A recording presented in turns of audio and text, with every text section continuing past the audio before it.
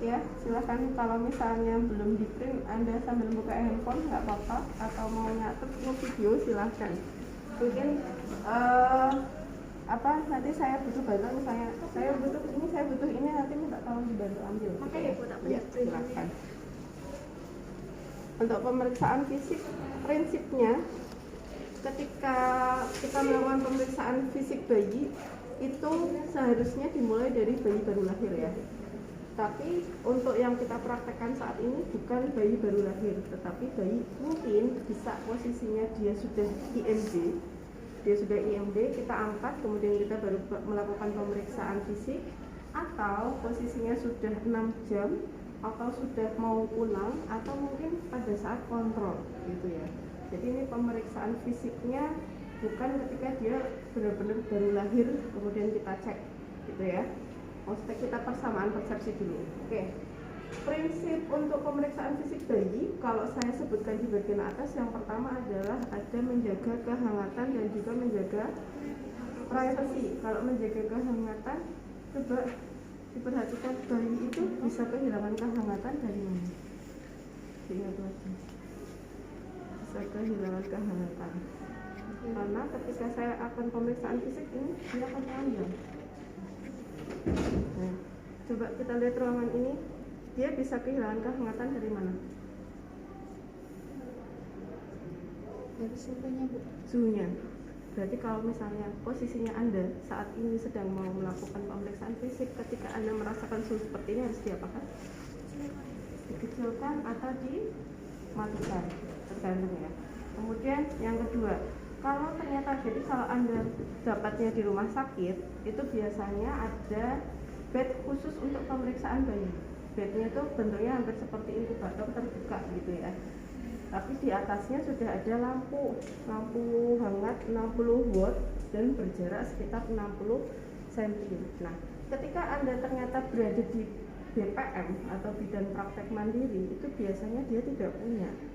Puskesmas saja belum tentu punya gitu kok. Nah, ketika Anda nanti dapatnya di puskesmas atau ternyata dapatnya di BPM, bagaimana cara menjaga kehangatan dia? Kalau ternyata bidan punya lampu, seharusnya di sini ada lampu ya. Sudah. Cepet banget. Jadi kalau ternyata ada lampu, silakan lampunya didekatkan dulu. Jadi sebelum bayi ini dilakukan pemeriksaan, tadi yang saya lupa di kloter 1 itu adalah mempersiapkan alat dulu gitu ya. Silakan Bu, pegang dulu ya. Oke, alatnya harus disiapkan dulu. Jangan lupa Anda cuci tangan pakai handscoon. Kalau ternyata posisinya dia IMD, berarti Anda pakai handscoon dulu, baru ketemu sama ibu.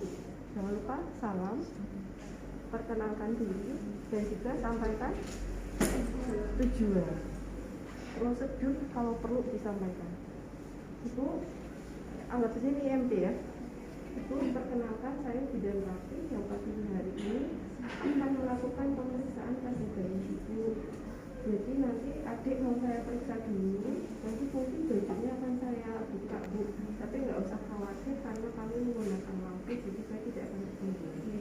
Nanti saya cek dari kepala sampai kaki, dari atas sampai bawah untuk melihat apakah kondisi bayi secara fisiknya baik atau tidak. Seperti itu ya Bu. Apakah Ibu bersedia? Bersedia Bu. Jangan lupa info. Kalau ternyata Anda lupa belum nyata ini, saya siapkan alat terlebih dahulu ya Bu. Kita siapkan alat, cek dulu timbangannya sudah 0 atau belum. Seharusnya bayi ketika ditimbang ini jangan kosong. Kenapa? Ini kan ada besinya melukai bayi. Selain itu ini juga akan menghilangkan panas bayi.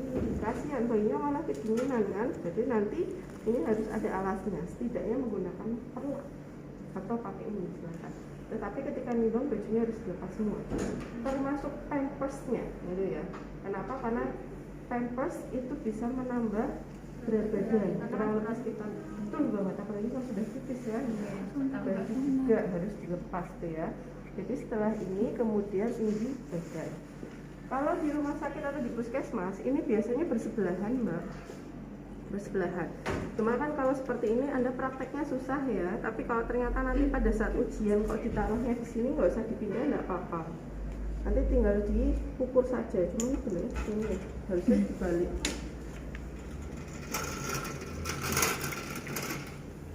Ini kita skenariokan ketika di ujian saja ya. Nah, posisinya kan seperti ini. Jadi nanti setelah dari berat badan kita harus ini.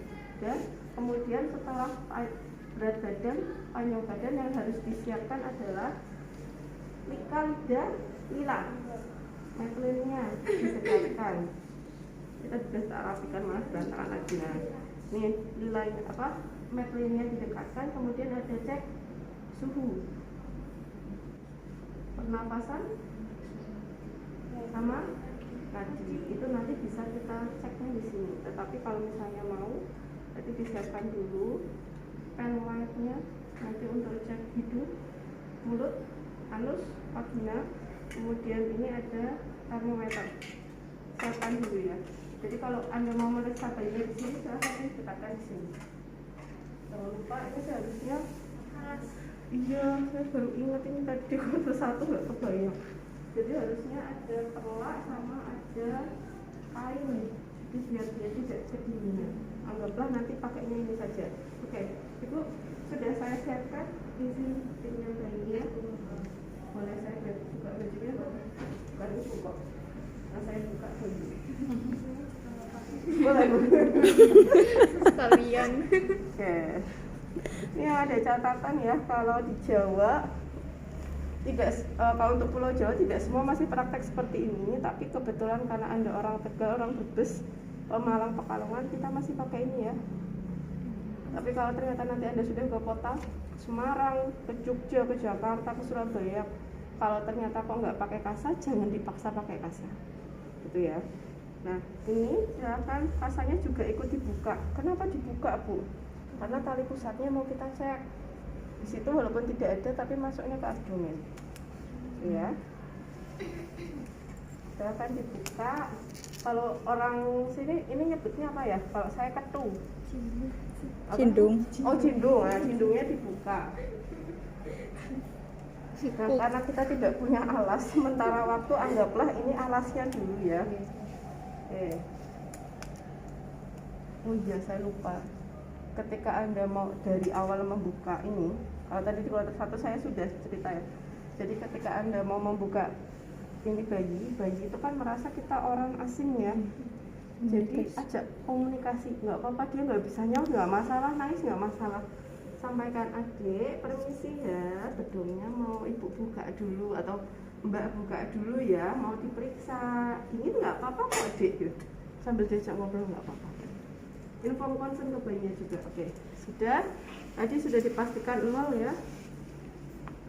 Kemudian kita ukur, oh ternyata sekian kilogram. Kalau normalnya kan 2,5 sampai 4 kilogram atau 2.500 sampai 4.000. Harusnya di sini ada alas juga. Oke, kita ukur. Sorry adik. Ya Allah, bidannya kasar sekali. Pastikan bagian kepala nempel. Ya, nempel. Kalau ternyata kalau di rumah sakit atau puskesmas ini sudah nempel di bednya, jadi sudah tidak bisa kita rubah. Kalau posisinya seperti itu, ya sudah bayinya yang diarahkan. Tetapi kalau ternyata seperti ini masih bisa diubah-ubah, cukup bayinya nggak usah digotong-gotong, tinggal kita tarik aja. Kalau sudah, cek sampai kaki.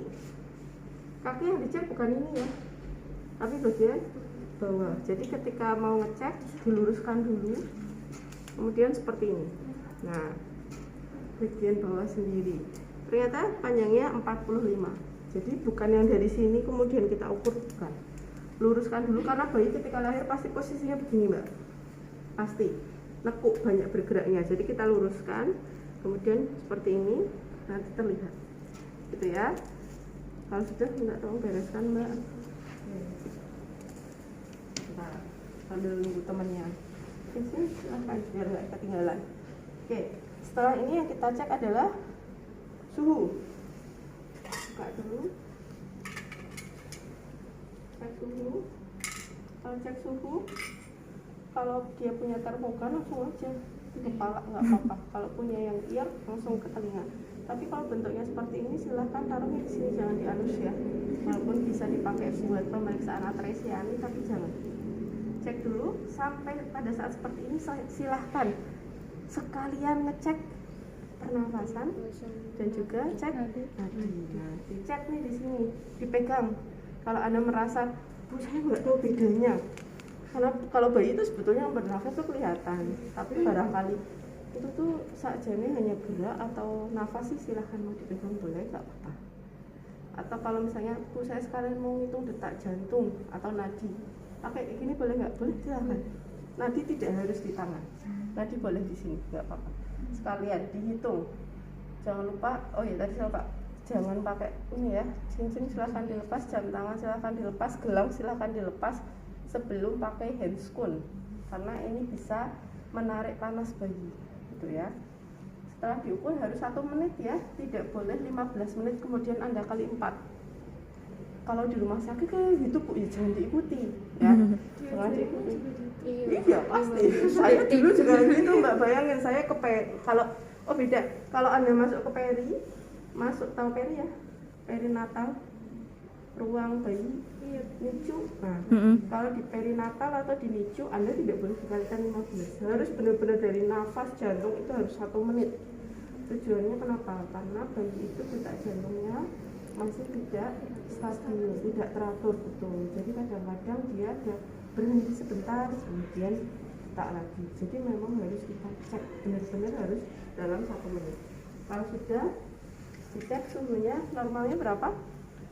3,5 sampai 37,5. Untuk pernafasan normalnya adalah 50 sampai 60. Jadi jangan kaget kalau nafasnya 60, besok nafas ini, jangan ya. Jadi bayi itu kalau misalnya posisinya masih 7 hari, kemudian masih mengarah sekitar 1 bulan, itu pernafasannya biasanya 50 sampai 60 kali per menit. Kemudian untuk detak jantungnya biasanya sekitar 100 sampai 120. Kalau di JJ kan 120 sampai 160 ya, tapi ketika dia sudah lahir itu biasanya berkisar antara 100 sampai 120. Tapi kalau Anda menemukan detak jantung di bawah 190 itu sudah bahaya. Ya, jadi benar-benar ya itu tadi saya bilang harus benar-benar dicek, karena kalau sudah di bawah 90 berarti dia sedang mengalami shock. Jadi kita harus ada suntik adrenalin lah jenisnya untuk membantu, atau Anda harus melakukan pijat jantung. Ya kayak apa namanya? FJP ya kalau bahasanya. Jadi ada kayak sini loh. FJP. Nah, jadi kan pemeriksaan kepala sampai kaki. Ini maksud saya kenapa ditutup, karena sebetulnya lebih ke arah ketidaktegaan saya. Sorry ya, saya membayangkan ini anak saya. Jadi kalau Anda nanti praktek harus dibuka ya, jangan ditutup. Cuma kalau di rumah sakit sebaiknya ditutup seperti ini. Kalau di rumah sakit atau di puskesmas, karena kondisi dia bayi beneran, dan ya itu tadi panasnya itu sangat mudah terhilang, betul. Jadi kalau ternyata ruangannya AC-nya cukup tinggi, terus lampunya tidak terlalu hangat, itu harus ditutup. Tapi kalau Anda dapatnya bed yang khusus pemeriksaan fisik bayi, kan hangat tuh, kamu masukin situ aja tangannya hangat banget kok. Jadi dibuka aja nggak apa-apa. Anggaplah ini bed khusus pemeriksaan bayi baru lahir gitu ya. Oke, nah kalau sudah kita lihat dari kepala, dipegang dulu kepalanya. Gede misi ya, pegang, diangkat seperti ini enggak apa-apa. Dicek kepalanya, ukurannya bagaimana, rambutnya bagaimana.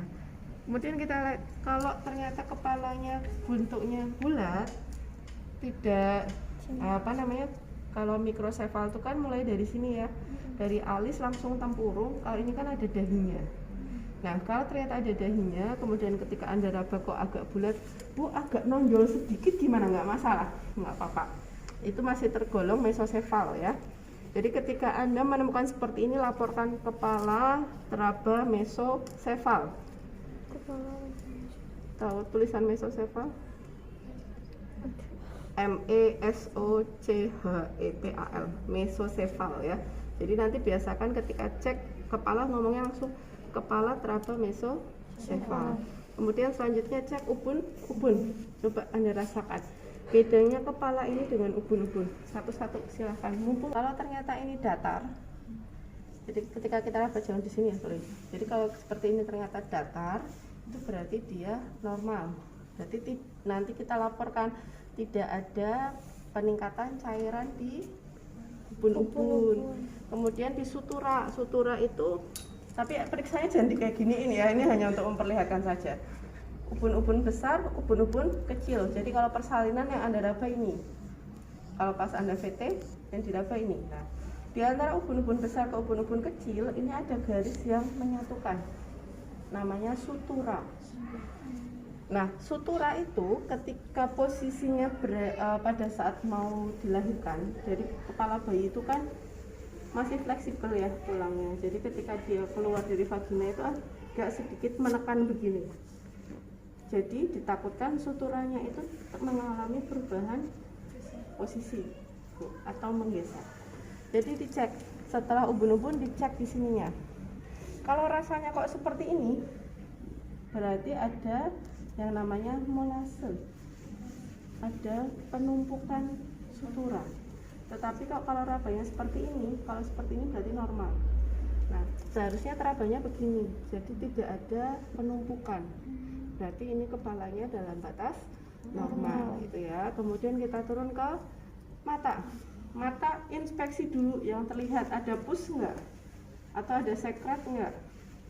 Pus itu berarti nanti biasanya warnanya putih agak kehijauan. Ya kayak belek gitulah ya. Nah, dilihat, oh tidak ada pus, kemudian dilihat matanya simetris enggak? Kalau kayak gini simetris enggak kira-kira? Simetris. Kalau simetris itu kan berarti dari ukuran sama bentuknya sama, jaraknya juga sama.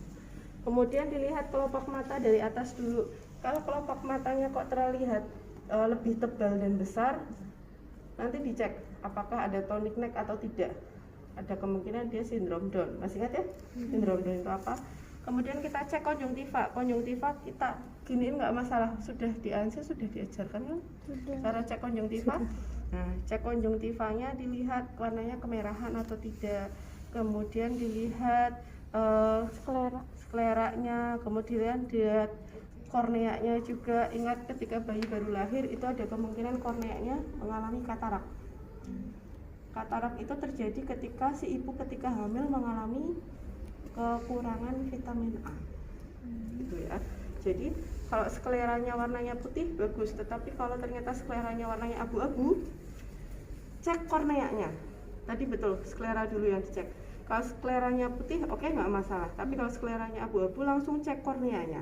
Apakah di kornea ada bintik bitotnya enggak, warnanya seperti putih tapi ada di yang hitam-hitamnya itu pupilnya itu. Ya betul. Nah setelah itu kemudian kita cek hidung. Hidung yang kita lihat yang pertama adalah dia nafasnya pakai cuping hidung enggak. Masih ingat ya cara nafas cuping hidung kayak apa? Jadi yang bagian depan kempis gitu. Nah gitu ya. Nafasnya gimana? Oh, penafasannya tidak menggunakan cuping hidung. Ada sekret nggak? Kamu tahu ada sekret nggaknya dilihat dari mana? Di hidung. Diginiin kah bayinya? Enggak kan? Perlu pakai penlet? Silahkan pakai penlet. Cuma hati-hati kalau mata ya. Jadi harus dari samping dulu. Sama halnya kalau, oh ya sebetulnya ada refleks tadi yang saya lupa ajarkan di kloter 1, ada refleks mata yang perlu dicek. Ini nyalainnya gimana ya? Pencet kan? Saya dari tadi saya mencet nggak pernah nyala. Oke, astagfirullahaladzim. Saya katrol sekali. Oke, ketika mau ngecek respon dia cahaya atau tidak, itu ngeceknya jangan langsung begini, tapi dari samping kita gini. Kalau dia berkedip, berarti dia ada respon cahaya. Kemudian dari samping seperti ini ada respon cahaya atau tidak sama. Kemudian sekalian hidung dilihat, ya, apakah ada sekret atau tidak. Nah, kalau ternyata ada sekret sampaikan, kalau tidak ada nggak usah disampaikan, bilang tidak ada sekret. Kemudian kita lihat ada lubang dalam pengertian lubang yang abnormal. Jadi ada labiokisis, ada labiopalatokisis, ada palatokisis. Nah, palatokisis itu kadang bisa terlihat di hidung, kadang bisa terlihat di mulut. Kalau ternyata di hidung sudah langsung kelihatan di bagian bawahnya kok kayaknya berlubang, berarti tidak ada batas antara mulut dengan hidung, berarti ada kemungkinan dia palatokisis, harus dicek di bagian bibirnya, jadi mulutnya harus dibuka. Tapi kalau tidak ada, nanti mau dicek di mulut silahkan, tidak silahkan, tapi sebaiknya dicek ya. Nanti turun ke bawah, kita cek mulutnya. Mulutnya warnanya apa? Merah atau pink mungkin, atau mungkin hijau. Hijau nggak mungkin ya. Misalnya biru atau warnanya pucat ya. Kalau ternyata warnanya biru berarti dia mengalami asfiksia.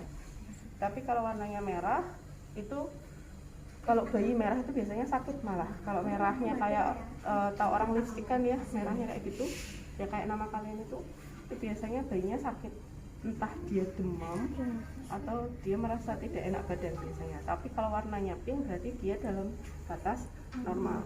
Kalau ternyata dia warnanya putih atau mungkin dia terlihat pucat, itu berarti ada tanda-tanda dia mulai mengarah ke hipotermia. Kalau dibiarkan nanti warnanya akan berubah menjadi biru. Nah, kita cek ada labiokisis tidak. Ingat nggak labiokisis apa? Bibir suming. Bibir suming itu biasanya entah ya, ada yang di sini bolong, ada yang di sini, ada yang di tengah. Makanya tadi saya minta di hidung tetap dicek. Ada labiokisis nggak? Kali ini nggak ada ya. Berarti bayi tidak terlihat ada labiokisis. Kita buka. Kalau cara buka mulut bayi, pegangnya sini ya. Dibuka, kemudian kita cek nih di matanya. Di matanya. Di mulutnya ada palatum atau tidak. Palatum itu di bagian langit-langit mulut dicek. Kalau ternyata punya langit-langit berarti normal. Tapi kalau langit-langitnya kok bolong, berarti dia ada palatokisis. Kalau ternyata labiokisis itu juga harus tetap dibuka. Lah bukan sudah jelas dia bolong kan? Labiokisis sama labiopalatokisis penanganannya beda. Kalau labiokisis dia masih bisa nyusu. Tapi kalau labiopalatokisis itu harus hati-hati. Biasanya harus pakai bahasanya apa?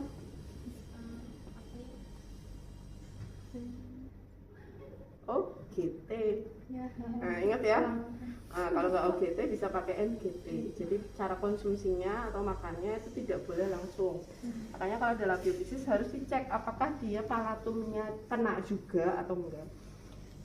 Ternyata ini normal ya, bibir terlihat merah, tidak ada labiokisis, tidak ada palatokisis, tidak ada labiopalatokisis, misal seperti itu. Kemudian kita cek telinga. Telinganya yang pertama dia adalah simetris atau enggak nih? Ukuran simetris enggak? Simetris. Telinga terlihat simetris. Dicek dari mata ke telinga. Simetris juga dengan mata. Kalau ternyata posisinya dia ada di bawah mata, berarti dia apa? Sindrom Down. Sindrom Down. Nah, ternyata ini telinganya simetris. Kita cek ada sekretnya tidak? Dicek. Oh, tidak ada sekret. Tidak ada sekret gitu ya. Kemudian cek, kita turun di leher, kita cek apa saja? Tiroid. Kemudian vena jugularis. Ada lagi? Kelenjar limfa. Kelenjar limfa. Oke. Nah, kalau tiroid di mana? Ada yang bisa nunjukin di sini? Di tenggorokan ya. Iya, tenggorokan tuh di sini. Nih, tiroidnya sebelah mana nih? Di tengah, betul. Jadi kita pakainya jempol ya. Begini, jangan digini, kasihan ya Allah. Nah, ini pegang aja.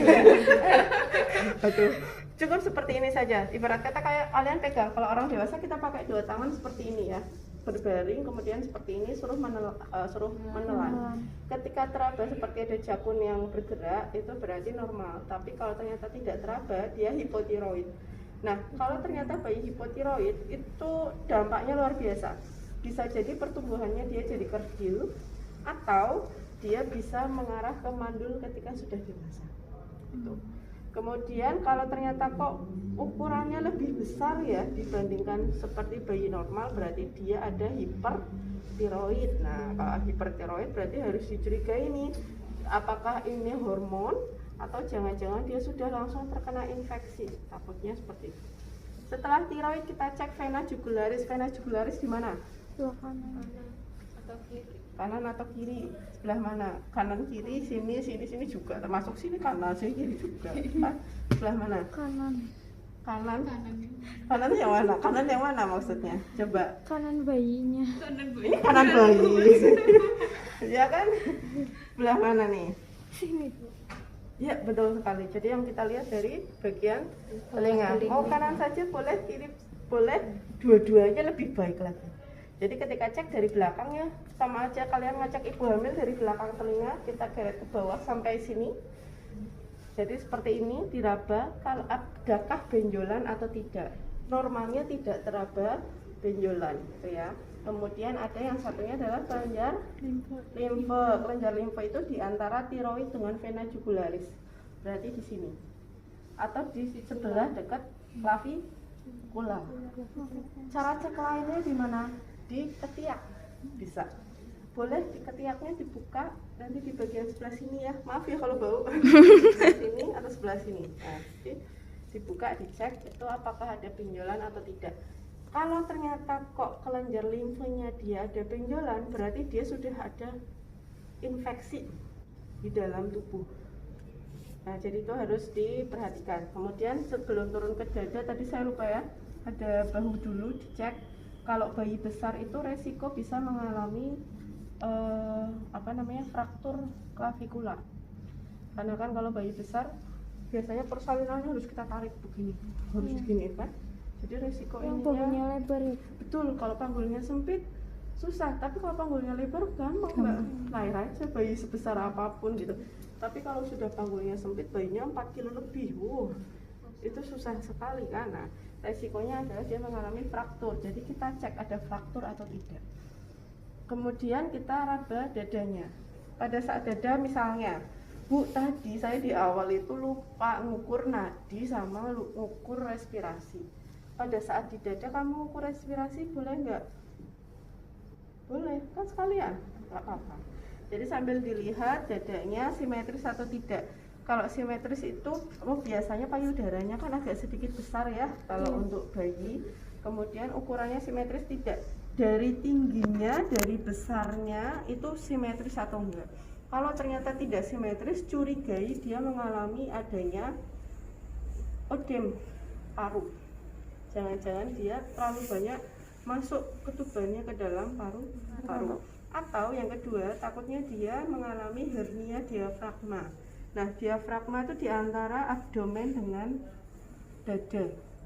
Pas bagian sini, Anda raba biasanya ada tulangnya. Nah, pada saat di bawah tulang itu kan biasanya ada diafragmanya. Jadi bentuknya begini. Seperti ini. Jadi kalau ternyata dia bentuknya nggak begini, atau ketika diraba tidak seperti ada tahanan, berarti di sini kemungkinan dia mengalami hernia diafragma. Tapi kalau ternyata seperti ini ada terlihat, biasanya kelihatannya tuh dari abdomennya globuler, bentuknya bulat itu ya. Jadi bentuknya kayak ibu hamil lah, nonjol begini. Tapi kalau ternyata cekung kok mau ke bawah kayak orang kelaparan, itu berarti ada kemungkinan hernia, diafragmanya turun ke bawah gitu ya. Nah, biasanya kalau misalnya Anda temukan hernia seperti itu ketika di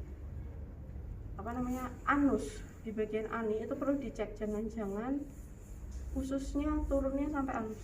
Jadi harus dicek sampai seperti itu. Tapi kalau normal, ternyata abdomennya globuler. Dan kemudian ketika Anda kalau bayinya sudah 3 hari, Anda pakai stetoskop, itu akan terdengar bising usus. Tapi kalau ternyata dia sudah 3 hari, kalau baru lahir tidak terdengar, tapi kalau sudah masuk ASI itu nanti akan terdengar bising usus gitu ya. Pada saat di abdomen, cek sekalian nih tali pusatnya. Nah, kalau tali pusat sekarang itu sudah tidak diikat.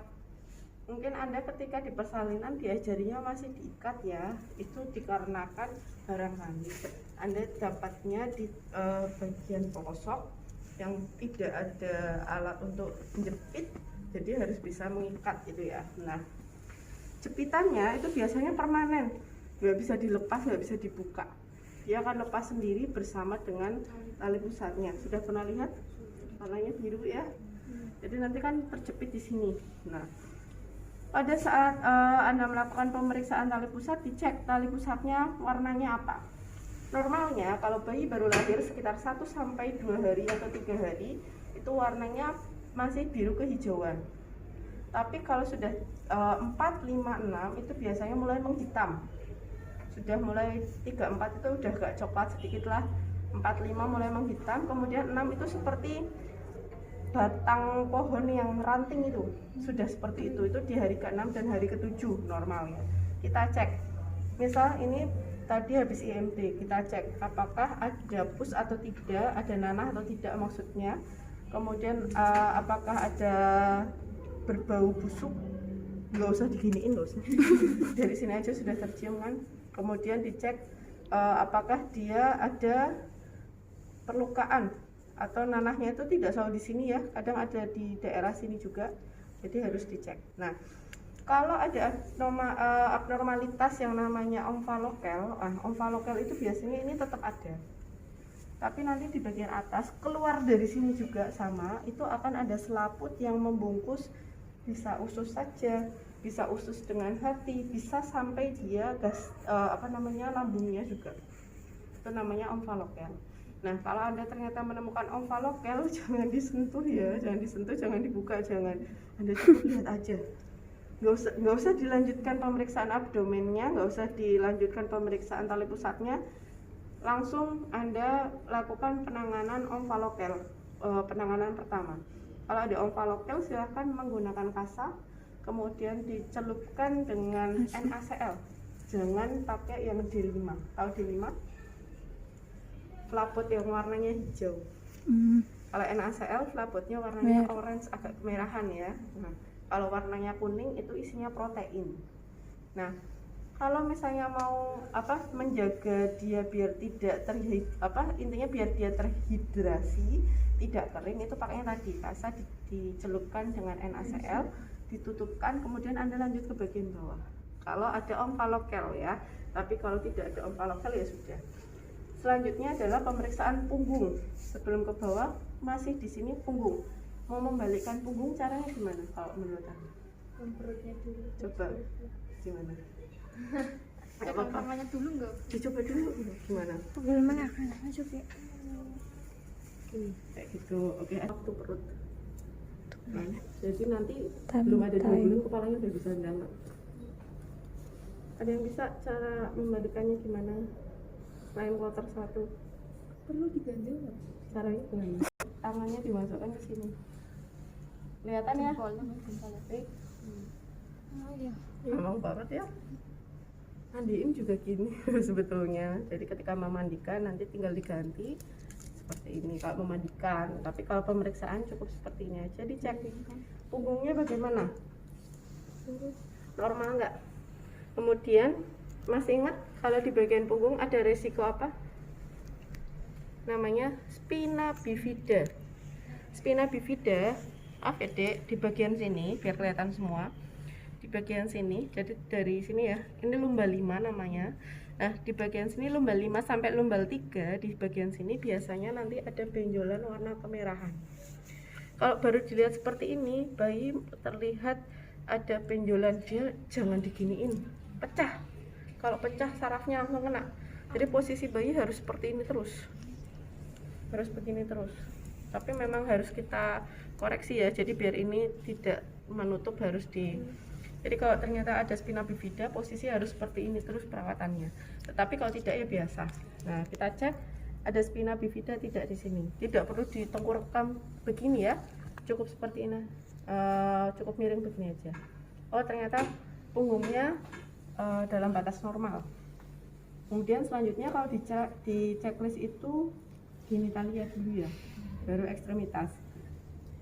Nah, kalau saya sebetulnya lebih suka ekstremitasnya duluan baru genitalia. Nanti saya jelaskan alasannya. Tapi nanti kalau Anda praktek mau, Bu saya genitalia dulu, boleh nggak? Silahkan, nggak apa-apa. Yang pertama ekstremitas, dicek dulu gerakannya. Jangan-jangan di sini nggak masalah, tetapi di sini jangan-jangan ada fraktur atau ada yang patah, dicek dulu. Kemudian kita lihat jarinya ada berapa sih? Kalau ternyata kurang dari 5 namanya apa?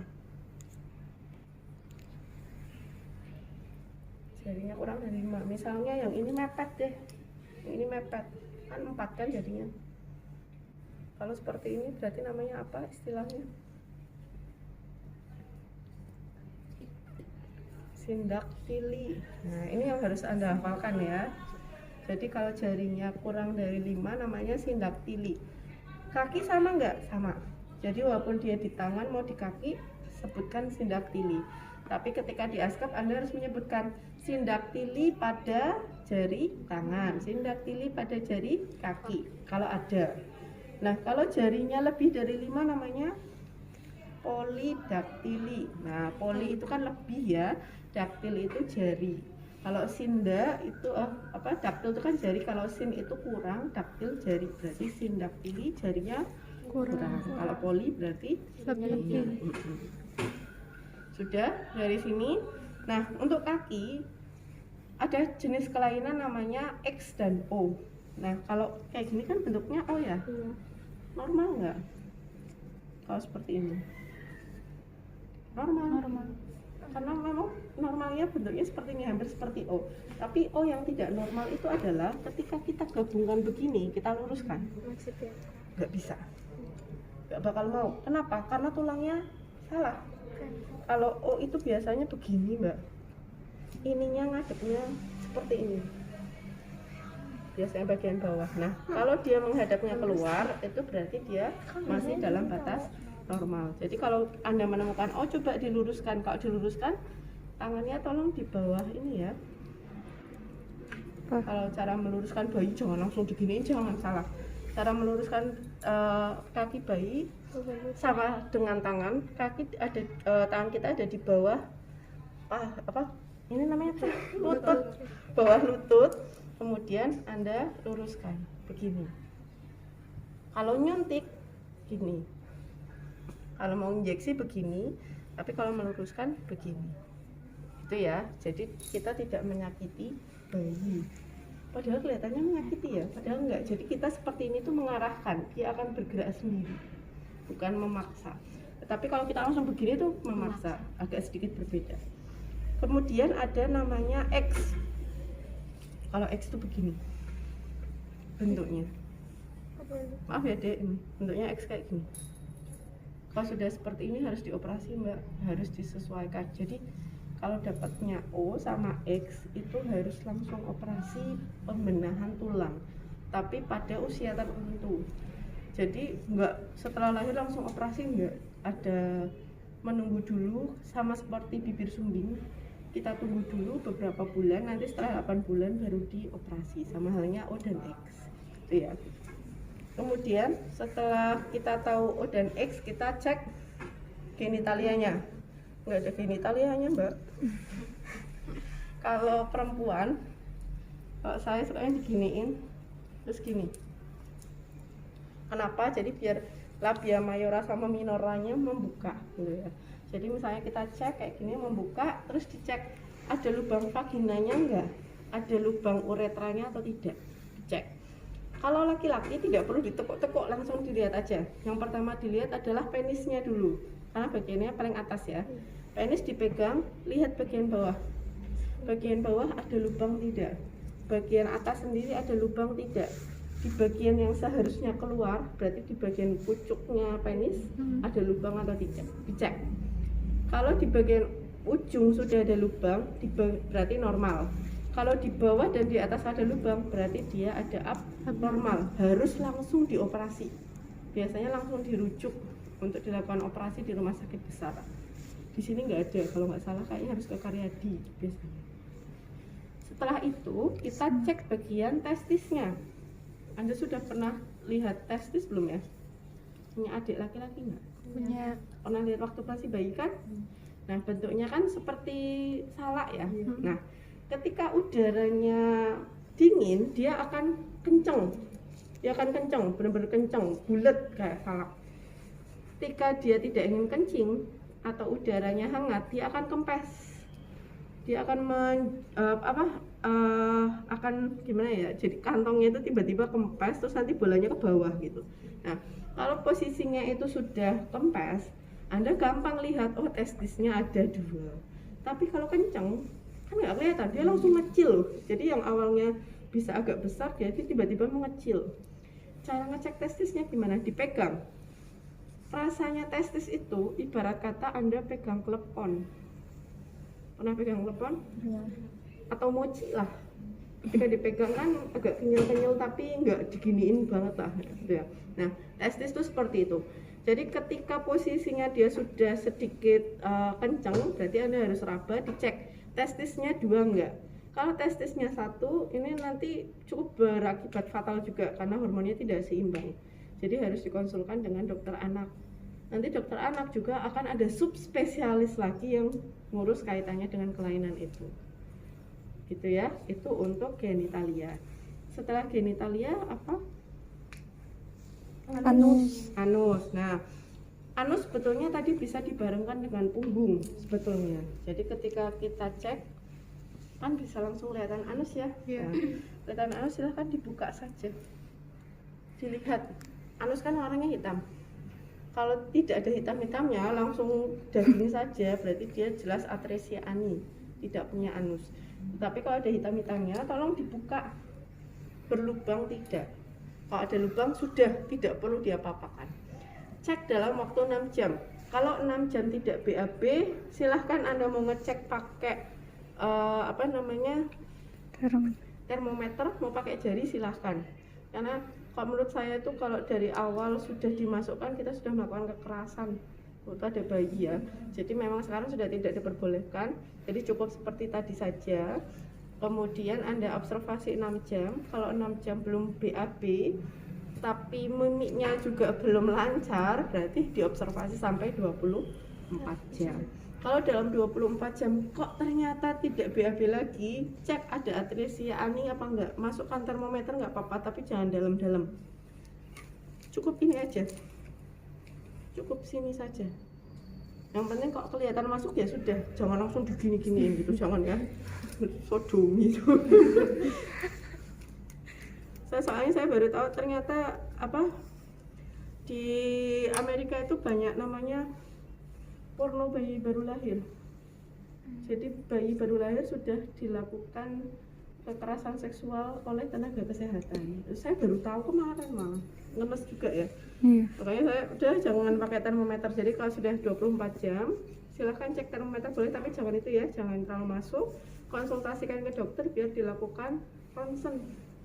Jangan-jangan ususnya kepanjangan atau namanya megakolon, atau jangan-jangan dia memang ada atresia ani tapi di atasnya, jadi aninya atau anusnya punya lubang tapi ternyata ada sekat di atasnya yang membatasi antara usus besar dengan anus gitu ya. Jadi nanti kalau bagian anus nggak usah dimasukkan termometer, tapi secara teori memang menggunakan termometer gitu ya. Oke, kalau sudah silahkan dibungkus. Nah, ini sebetulnya nanti akan saya ajarkan pada saat memandikan bayi, tapi saya nyicil aja ya, jadi biar besok kalian udah ngerti lah. Yang saya sampaikan jujur, saya jadi mahasiswa nggak pernah melakukan ini karena sudah tidak diajarkan. Karena saya kuliahnya di Jogja, kemudian saya tidak mempraktekkan pada anak saya juga, jadi saya juga baru belajar setelah masuk sini. Nah, posisi ini bentuknya kotak, dibuat segitiga ini ya, kemudian letakkan di bawah, jangan di atas, letakkan di bawah, kemudian ini ditutup begini, kemudian nah silahkan diikat di bagian bawah 2 kali, jadi silahkan diikat gitu ya. Ini nanti Anda kalau mau praktek dulu boleh, kemudian silahkan kenakan bajunya. Nah, ini yang perlu jadi catatan, ketika mau menggunakan baju tolong baju itu sudah disiapkan dulu. Jadi sebelum saya selesai, kalau Anda punya asisten atau punya teman sejawat, minta tolong, Mbak tolong siapin baju.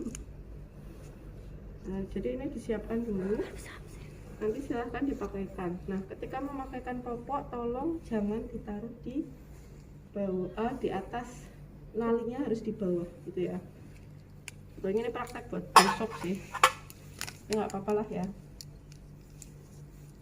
Silahkan diikat tapi di bagian bawah, di bagian bawah tali pusat ya. Nah, Ini kalau tadi nutup nggak masalah, hanya itu kalau di apa? nggak boleh, itu udah lama banget, sudah dari tahun 2010 dilarang. Ini masih bisa ya mas? Nggak boleh. Kalau dia mau pakai silahkan, tapi setidaknya Anda sudah edukasi ibu, sekarang udah nggak boleh pakai gurita lagi, jadi sebaiknya dilepas. Nanti kan banyak yang bilang itu nanti kan perutnya besar bu, lah memang perutnya normalnya besar kok, kalau rata kan malah tadi ya takutnya hernia. Nah, terus itu nggak masalah, nanti pakaikan, silahkan digunakan bedong gitu ya. Silahkan, ada yang mau praktek. Oh jangan lupa setelah selesai ini berikan pada ibunya, sampaikan hasilnya. Ibu, bayinya sudah saya lakukan pemeriksaan, alhamdulillah berat badannya sekian, panjangnya sekian, semuanya dalam keadaan baik-baik saja, dalam keadaan normal. Silahkan ibu, nah gitu ya. Nah, oke. Kalau sudah, silahkan yang mau praktek.